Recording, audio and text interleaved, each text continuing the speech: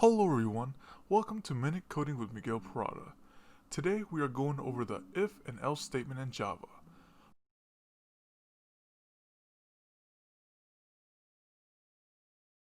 First, we'll declare the boolean to be used by the if and else statement.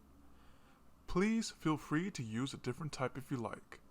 After that, go one line down and type if, followed by parentheses. Declare your variable and place two equal signs. These double equal signs indicate that the variable word must match true in order to execute the preceding statement. We'll place a set of curly brackets and print out a statement for true. Next, we'll create an else statement. After this, place another set of curly brackets. This statement will execute if the value isn't matched. After that is complete, run the program. Feel free to test out different conditions. Thank you for watching.